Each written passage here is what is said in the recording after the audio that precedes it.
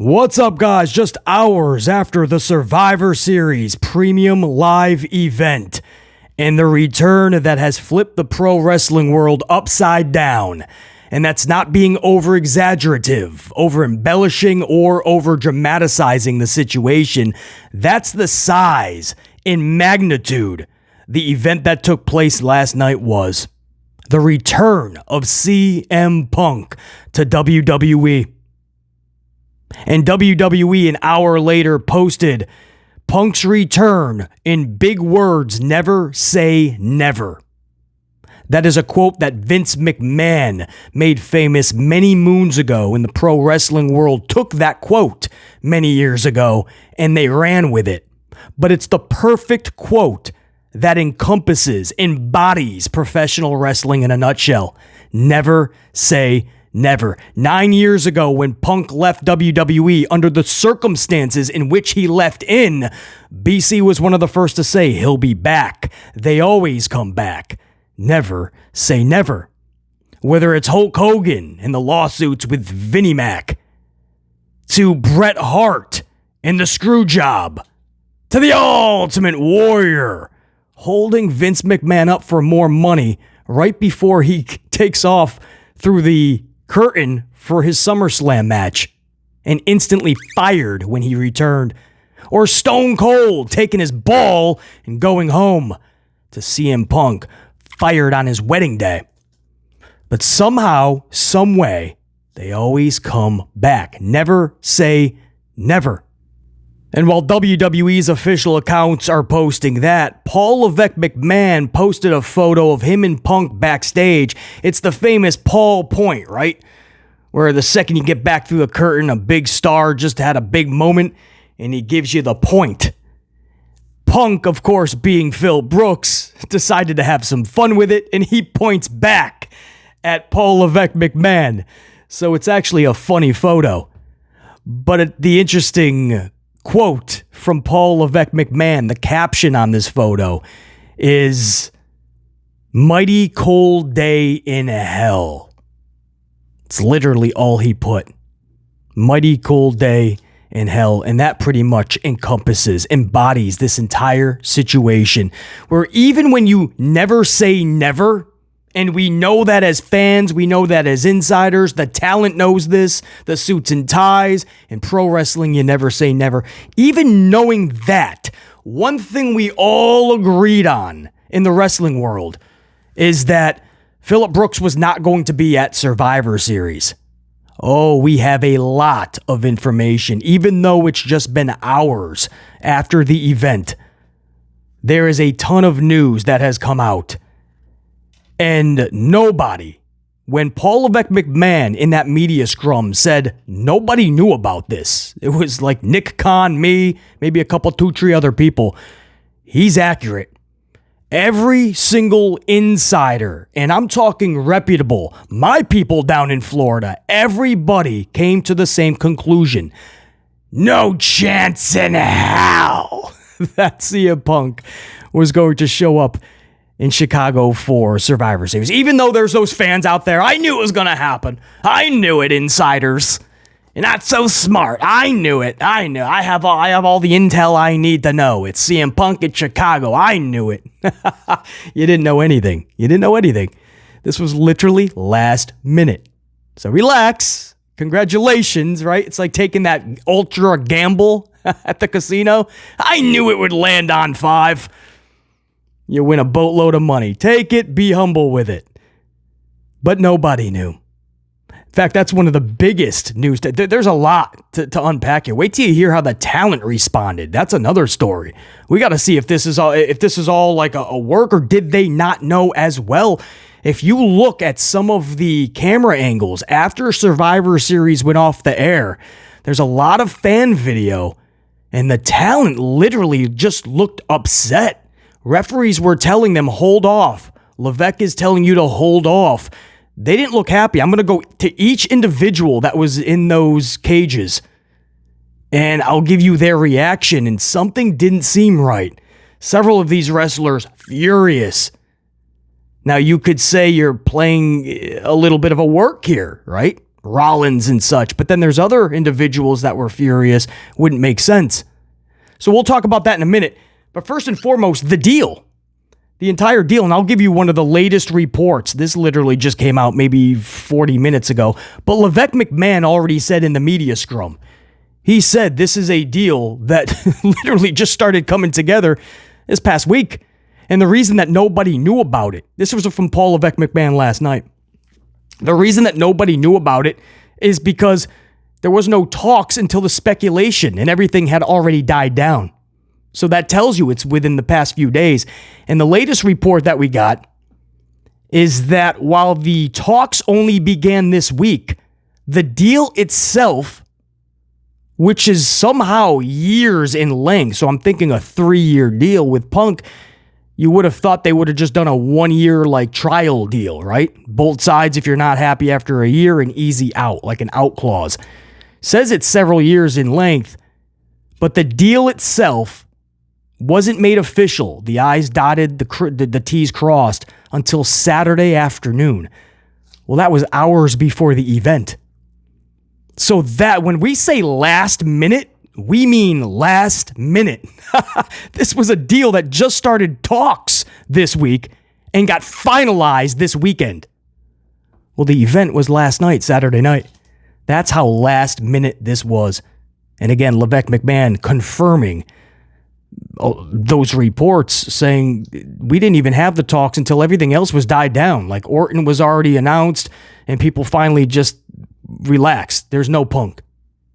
And then we started talking with Punk. And Paul Levesque McMahon said Nick Khan was the only really key factor other than himself. Nick Khan was most likely the facilitator of this. Nick Khan has been the facilitator of these type of moves.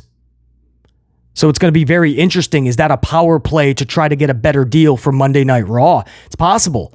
You know, in AEW, Punk in the ratings didn't just click, and that's a lot of just misuse of CM Punk.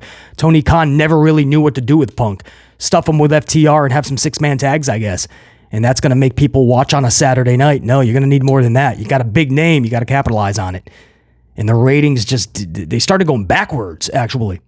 But Punk, I believe, can still draw if done correctly and draw big. And it's ironic because Punk years ago said the casual wrestling fan is pretty much gone. And he could never be more wrong because there's more casual fans today than ever before. The ratings are going backwards, but those fans didn't just disappear. They're just waiting for an opportunity to come back, and you have to tell them, give them reasons as to why they should come back. That's why at WrestleMania, for instance, a Monday Night Raw rating somehow goes from the 1.4s like it is now to like 2.4, 2.7, 3.0. Well, where are all of these fans hiding out the rest of the year? Why are they not tuning in? Why just WrestleMania? They're called casual fans. They just want to see all the heightened part of the year, the best of pro wrestling, because after that, they think it's nothing. And they're pretty much correct. Monday Night Raw has become unwatchable. But Nick Khan is probably thinking, well, we didn't get the deal that we were looking for with SmackDown. USA Network gave us a lot of money, but we fell short over $40 million a year, 5 years. We left $200 million on the table. So we don't want that to happen with USA. USA isn't budging. They've already said they don't want to meet the price we're asking for. So could this be a power play by Nick Khan? Does he see that ultra value in CM Punk? Either way, Paul Levesque McMahon admitted it was Nick Khan, the only other real person. A couple 2-3 others, obviously, on top of that. Punk's wife, AJ Lee, AJ Mendez, for one. But aside from a pocket of people, not many people knew about this. I got to believe that Nick Khan facilitated it, and Triple H just went full on board with it. But this report saying that the deal itself wasn't made until earlier in the afternoon. Easily. It would have been Thursday earliest, and that's Thanksgiving Day here in the States. But I wouldn't even give you Wednesday. I'd be shocked if it was anything before. Because everything we were hearing is that there's no way. And And to show you that there was nothing he even did. He came out through the curtain, didn't even like take a step to the ring. It was a very awkward return when you think about it. Still goosebumps, still amazing. It'll go down in history as one of the biggest returns ever. But if you go back, I'm still trying to comprehend it. It was just a few hours ago. So I'm still comprehending this. If you think about it, it didn't do anything. And then a minute later, we went off the air, but it totally kind of shits on Randy Orton's return, right? And we're going to get to how Orton reacted, Rollins, Drew McIntyre. Wait till you hear this, guys. The way they reacted, it is wild. And you got to start thinking, is this genuine? Did they just not know? And they were pissed off? Or is it maybe a work in pro wrestling, especially fans? We always think everything is a work. But Randy Orton's big return and Drew McIntyre working his first big event as a heel, or more heelish than face. He refuses to just say he's a full heel. But Drew McIntyre, Randy Orton, this overshadows everything. So they can't be too pleased. And then he just comes out through the curtain just to stand there, and then we go off the air. So that shows you how last minute this was. It was like, you know what? We're going to hold you off for the Rumble. But you know what? It's Chicago. The later we go on with this, more people are going to find out. Let's just have you go out. That's how last minute this deal was.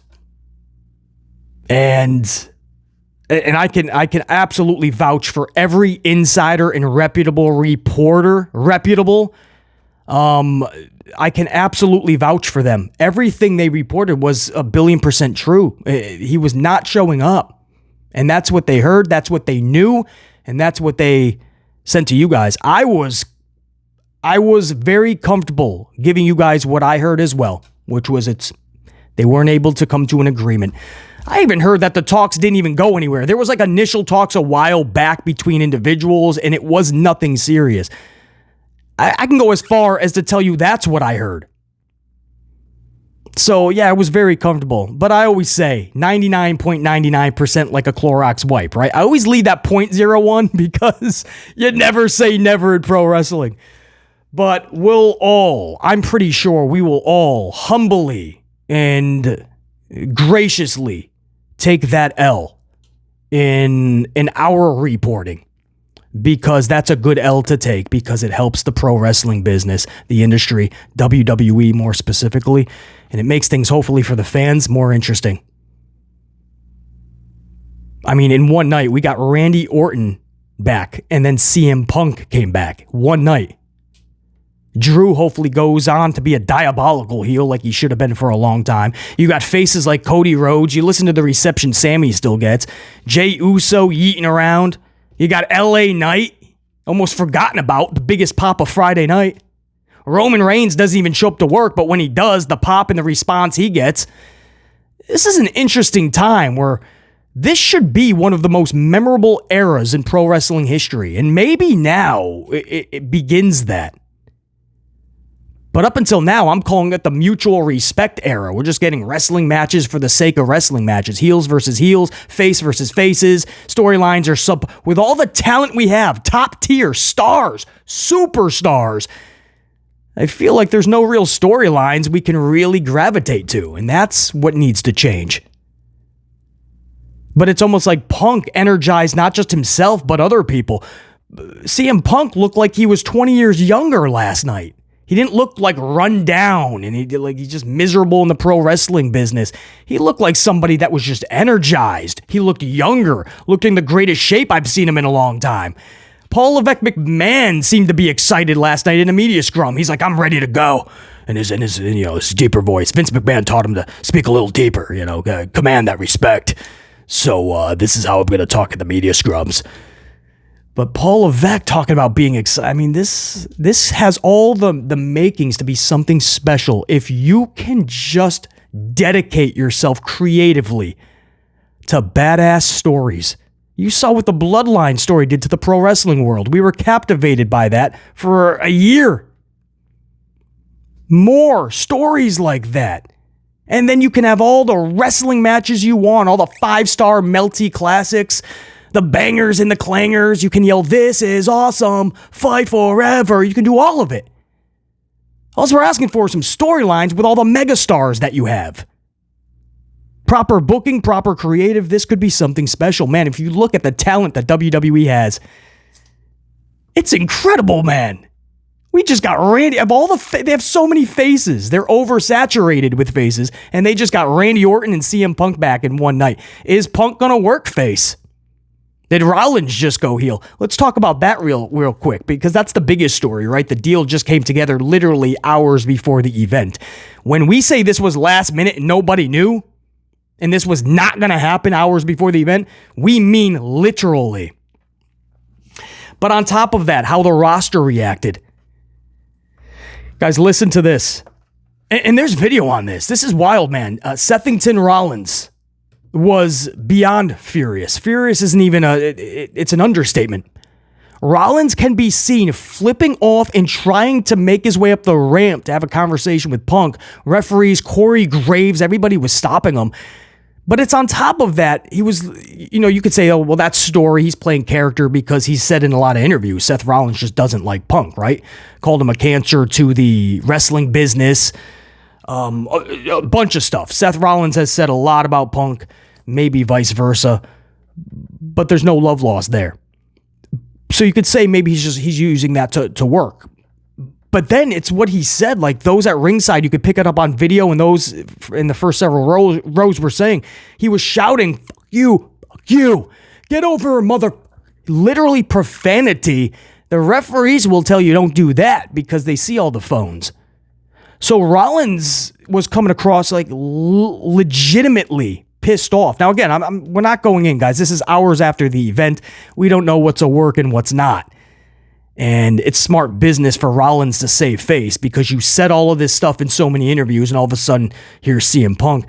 But guys, the way that if you watch these fan vids from the arena, and if you watch all of these wrestlers in the cage while Punk is doing his thing at the ramp, it's like they genuinely didn't know. It's going to be interesting to find. Somebody's going to leak it, right? There was a lot of wrestlers there. A lot of wrestlers were there in that ring. Somebody's going to leak that they genuinely didn't know or they did. But everybody looked pissed off or not amused. And on top of that, you saw the heels with the faces. They were all huddled together as referees were trying to tell them what they're hearing from Paul Levesque McMahon. Like, no, stay here. Nobody go. Rollins wanted to go. You can see Randy Orton in the ring, pissed off. He takes a chair and he sets it up in the ring. Orton sits down on the chair, like this is going to take forever, isn't it? And he points to Punk, and he does his thing. He points to his watch, clobbering time. But Orton is saying, bro, you're taking up our time. We're the end of the show. We want to hit the showers, hit up the final bell for room service at the hotel. We just want to get out of here.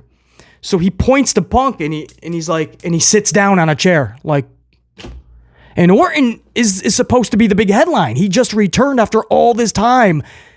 If he truly didn't know, he gonna be pissed off.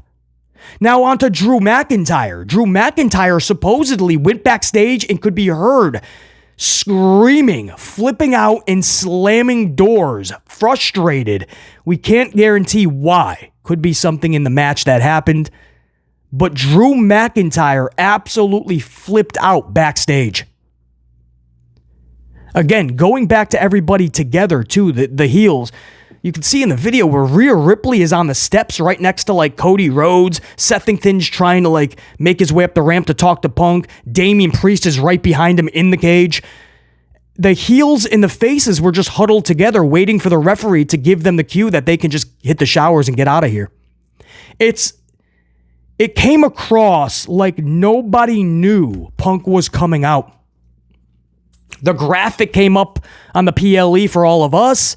Michael Cole signed off. I don't even think there was commentary with Punk's return, guys. I think it was I think they were off the headset. And when you look at the vid, Michael Cole and Corey Graves are like talking with Rollins, calming him down. Cody comes over. Cody's just kind of smirking like, damn, they got us. Everybody played this off like they didn't know. And again, you could easily say, right? There's going to be fans, oh, it's a work, man. It's obvious. It could be. It's not obvious. I've studied the thing, man. I know it works. I get it. And I know it could be. It just seemed like nobody. I mean, why would you have the heels huddled with the faces? Now, if you want to say it's a work, you would say that the entire locker room is against Punk. Is that the story we go with?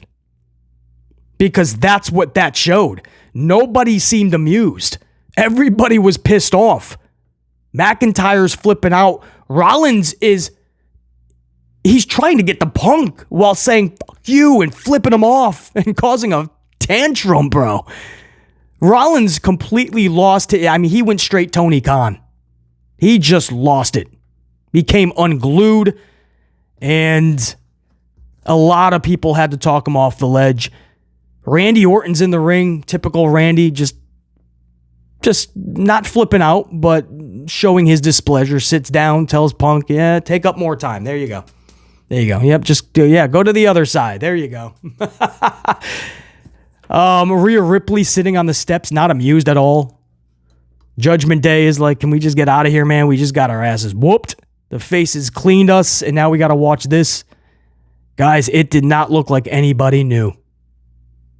And if they did, what's the story here? The entire locker room is not happy with Punk?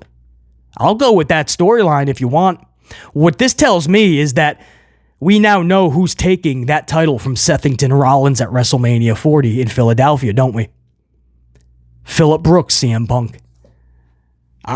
This isn't the discussion. This isn't the upload of if that's the right decision or not. And I know a lot of you guys will either like that or not. This isn't that type of conversation. I think it's clear that's what's happening. And whether that's just genuine emotion from Rollins or not, they're going to make that the story. Now, does Rollins say absolutely not? If this is just like real tension, does Rollins say, I will lose this to anybody? I won't even show up. I will not do business like that. I will take my ball. I will stone cold my ass out of here. Take my ball and go home. Not happening. I'm not laying down, looking up at the lights for Phillip Brooks. Rollins could say that. In which case, Paul Levesque McMahon has learned everything from Vincent Kennedy. He'll take that title either way.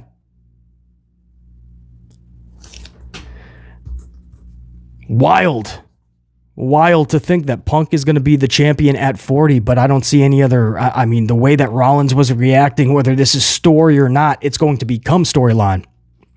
It would have to, because that vid has been leaked out. Everybody has seen it. Everybody's now going to talk about it like they weren't already. Rollins already had candid comments about Punk. So, that photo, the Paul Levesque, just pointing at Punk, the Paul point, and Punk pointing back at Levesque, and Triple H just says, a mighty cold day in hell. Yeah. Nicholas Khan, man. I'm telling you, this guy's trying to get the best deals imaginable, and I wouldn't be shocked if Punk is on Monday Night Raw. I wouldn't be shocked if up front he's on both shows. I wouldn't be shocked if you don't see Punk until Rumble and then he starts showing up on Raw. That could be the appearance because it's Chicago and now they have to iron out details. That's how last minute this was. Guys, you might not see Punk till Rumble. So that would make sense too. Maybe a Monday Night Raw appearance because it's such big headlines. Maybe he shows up on Raw and then maybe you don't see him. I don't know. Now we're just speculating. I'll stop it there. Listen, the event just went off the air hours ago. We're cutting this upload with all this new information. So as I talk to you guys about the news and just thoughts on it, I'm still comprehending it. So that's why I'm kind of going in left field with a hockey stick, because it just raises so many questions. But for the first time in a long time in pro wrestling, they're fun questions, right? They're questions we want answered in an interesting way because it's fascinating. CM Punk in WWE just fits better than CM Punk in AEW. And diehard, tried and true AEW fans, I'm sure, would tell you that. It just didn't work. And it was starting to break up the locker room to the point where can you even mend the locker room? And that's not good. Because when AEW first started, it was all about the locker room camaraderie, right? All the bad things that are going on in WWE's locker room, the sloppy shop. Thank goodness it's different in AEW. But AEW's locker room and roster just got fractured. And they're still trying to put the pieces back together. And it's just Punk had too much free reign, and a boss like Tony Khan not reeling in Punk is not good for Punk. And for Tony Khan, having somebody like Punk who will dictate and does see things this way and knows this value that he has, or this perceived value, and Tony Khan couldn't even reel him in. So Tony Khan was damned if you do, damned if you don't. I don't think it worked for anybody. And I told you guys that's not the way Punk's career should end, though, because there is still something there. WWE would be a better fit. Here we go. He's there. Last night was massive. And again, not even a Punk fan per se. But I know how big of a moment that was. I'm excited to see what's next.